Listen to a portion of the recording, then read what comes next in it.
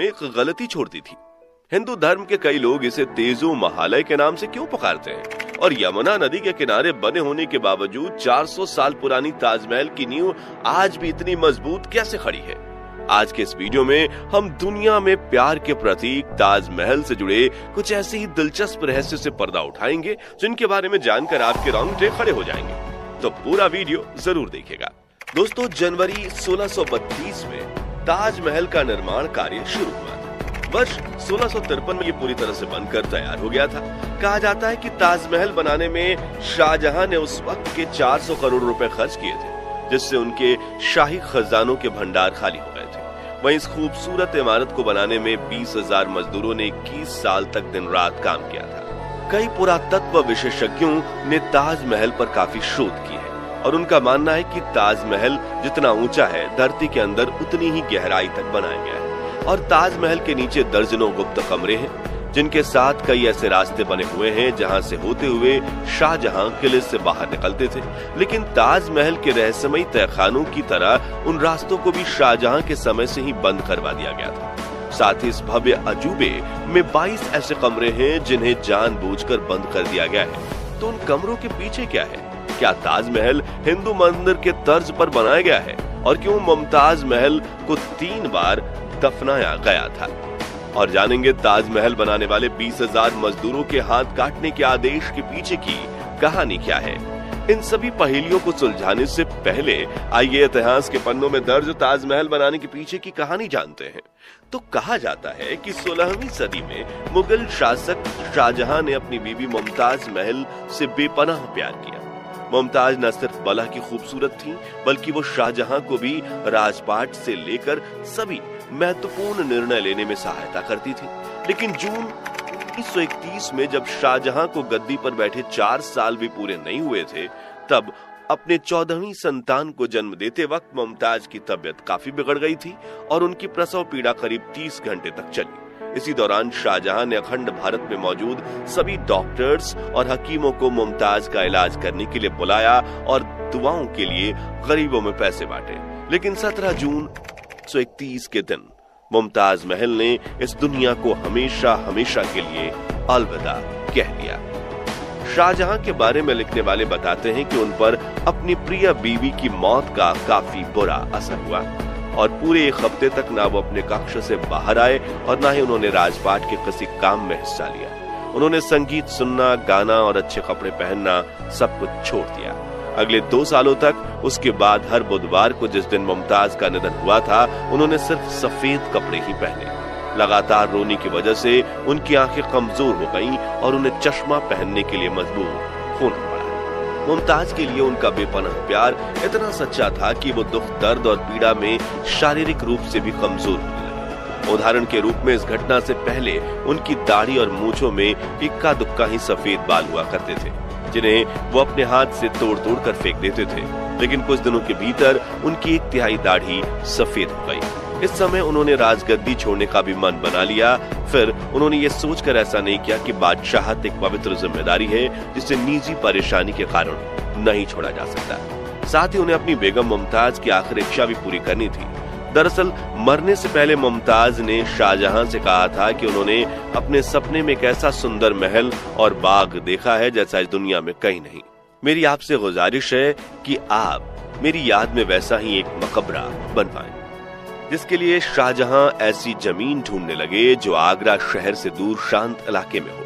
साथ ही ये जमीन यमुना नदी के पास हो ताकि इसके आसपास के बगीचों में सिंचाई के लिए कभी पानी की कमी ना हो और ये ताजमहल इतना बड़ा हो कि वो शाहजहां के आगरा के किले से दिखाई दे सके। इन सभी मापदंडों पर खरी उतरने वाली 42 एकड़ की जमीन चुनी गई और ताजमहल का नक्शा बनाया गया, जो कि 1560 के दशक में दिल्ली में बने हुमायूं के मकबरे की तर्ज पर बना था, जिससे बाद में जनवरी 1932 में ताजमहल का निर्माण कार्य शुरू किया गया, जिसके लिए सबसे पहले उस इलाके की जमीन को साफ किया गया और हजारों मजदूरों को अत्यंत गहरी नींव खोदने के काम पर लगाया गया।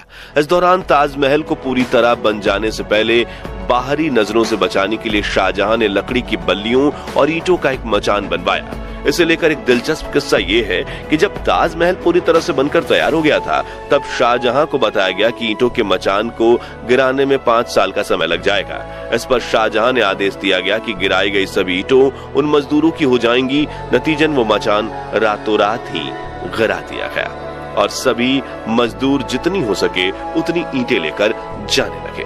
खैर, अब मुख्य कहानी पर वापस आए तो चूंकि ताजमहल यमुना नदी के किनारे बनाया जा रहा था, ऐसे में उसमें सीलन आने और नींव समय के साथ कमजोर होना तय थी। लेकिन शाहजहां चाहते थे कि ताजमहल हमेशा हमेशा के लिए एक चट्टान की तरह खड़ा हो। इसलिए उन्होंने अपने लोगों को इस समस्या का समाधान निकालने के लिए कहा। नतीजन ताजमहल की नींव लकड़ियों से बनाई गई। अब आप में से कई लोगों के दिमाग में यह सवाल आ सकता है कि नदी किनारे लकड़ियों की नींव पर बनी इमारत भला 400 सालों तक कैसे टिक सकती है? तो इसके पीछे यमुना नदी एक महत्वपूर्ण भूमिका निभाती है। दरअसल ताजमहल की नींव में इस्तेमाल की गई लकड़ियां एबोनी यानी आबनूस नाम के खास तरह के पेड़ की है। ये लकड़ियां एक तरह से पत्थर की तरह होती हैं, जो आम लकड़ियों की तरह पानी में तैरती नहीं बल्कि डूब जाती हैं। इन लकड़ियों की खासियत यह है कि इनमें दीमक नहीं लगती और सबसे महत्वपूर्ण बात यह है कि अगर आबनूस की लकड़ियों में हमेशा 30 से 40% नमी बनी रहे तो वो कभी खराब भी नहीं होती। और यमुना नदी का पानी इन लकड़ियों में पर्याप्त मात्रा में नमी पहुंचाता है। इसी वजह से लकड़ियां पत्थर से भी ज्यादा मजबूती से जमी हुई हैं।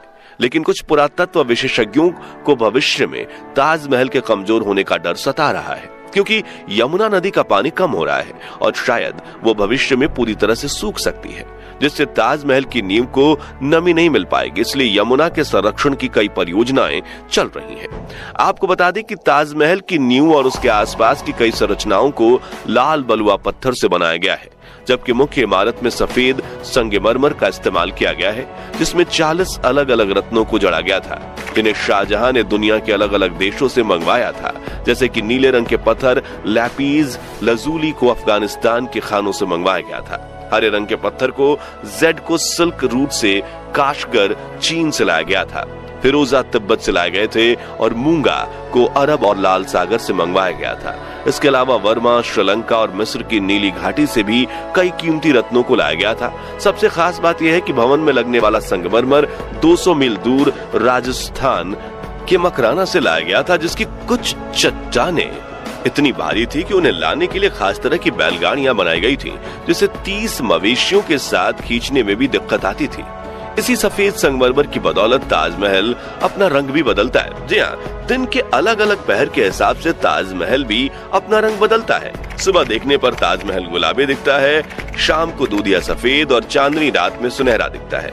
ऐसा सफेद संगमरमर पर सूरज और चांद की रोशनी पड़ने के कारण होता है। दोस्तों, ताजमहल में नदी के तट वाले भाग में संगमरमर की नींव के ठीक नीचे लाल पत्थर से बने 22 कमरे हैं, लेकिन भारत के पुरातत्व विभाग ने इन कमरों पर ताले लगा दिए हैं। कोई नहीं जानता कि इनमें क्या है। कहा जाता है कि इन 22 कमरों की दीवारों और छतों पर हिंदू देवी देवताओं के चित्र बने हुए हैं और इनके बीच से एक 33 फीट लंबा गलियारा है, जिसके दोनों सिरों में ईंटों के ऐसे दरवाजे बना दिए गए हैं जैसे वो दीवार की तरह प्रतीत हों और पर्यटकों का ध्यान उन कमरों पर ना जाए। बताया जाता है कि सन 1934 में दिल्ली के एक निवासी ने दीवार में मौजूद एक छेद के जरिए ताजमहल के तहखाने के अंदर जो कमरे थे उसमें झांक कर देखा तो वो हक्का बक्का रह गया, क्योंकि उसे उन कमरों के स्तंभ पर भगवान शिव और कई हिंदू देवी देवताओं की तस्वीरें भी दिखी। साथ ही उस कमरे में बने विशालकाय रोशनदान भी दिखे, जो उस वक्त बड़े हिंदू मंदिरों में बनाए जाते थे। ये नजारा देखने वाले आदमी के मुताबिक उन रोशनदानों को संगमरमर के पत्थर से ढका गया है, जिसे देखकर लगता है कि किसी ने वहां हिंदू मूल को छुपाने का पूरा प्रयास किया था। वहां स्थानीय लोगों का ये भी मानना है कि ताजमहल पहले भगवान शिव का भव्य मंदिर था, जो तेजो महालय नाम से प्रसिद्ध था और उसकी छत से टपकने वाला पानी शिव जी के शिवलिंग पर बूंद बूंद करके टपकता था। इस मंदिर को समुद्रगुप्त ने बनवाया था, लेकिन फिर मुगलों ने भारत पर कब्जा किया और करीब 36,000 हिंदू मंदिर तबाह कर दिए और कुछ मंदिरों में कुछ थोड़ी बहुत फेर बदल करके उन्हें अपने धार्मिक स्थलों में बदल दिया और ताजमहल को भी उन्हीं में से एक माना जाता है। लेकिन इन बातों में कितनी सच्चाई है वो कह पाना मुश्किल है। ताजमहल निर्माण से जुड़ी एक कहानी ये भी है कि जब शाहजहां ने सभी मजदूरों के हाथ काटे जाने की घोषणा की ताकि वो कोई और ऐसी इमारत ना बना सके, तो मजदूरों ने इसकी छत पर एक छेद छोड़ दिया ताकि शाहजहां का खूबसूरत सपना पूरा ना हो सके। जबकि कुछ लोग ये भी मानते हैं कि शाहजहां अपनी बीवी मुमताज के लिए सफेद ताजमहल बनवाने के बाद खुद के लिए काला ताजमहल बनवाना चाहते थे, लेकिन जब उनके बेटे औरंगजेब ने उन्हें कैद कर लिया तो उनका ये सपना हमेशा के लिए अधूरा रह गया। ताजमहल की चारों तरफ 130 फीट ऊंचे 4 स्तंभ बने हुए हैं और जब आप इन्हें दूर से देखेंगे तो पाएंगे कि ये मीनारें 90 डिग्री पर नहीं खड़ी हैं, बल्कि थोड़ी सी बाहर की तरफ झुकी हैं। ऐसा इसलिए क्योंकि अगर कभी तीव्रता से भूकंप आए तो ये मीनारें टूटकर बाहर की तरफ गिर जाएंगी और मुख्य इमारत को खरूज तक नहीं आएगी, जो इसे प्राचीन आर्किटेक्चर का बेहतरीन नमूना बनाता है। इतिहासकार बताते हैं कि उस समय मुमताज महल को 3 बार दफनाया गया था। उन्हें सबसे पहले बुहारनपुर में तापी नदी के किनारे एक बाग में दफनाया गया। 6 महीने बाद उनके पार्थिव शरीर को वहां से निकालकर 15 वर्षीय शहजादे शाह शुजा की देखरेख में आगरा लाया गया, जहां 8 जनवरी 1632 को उन्हें यमुना के किनारे दोबारा दफनाया गया, जिसके बाद आखिर में उन्हें ताजमहल में दफनाया गया।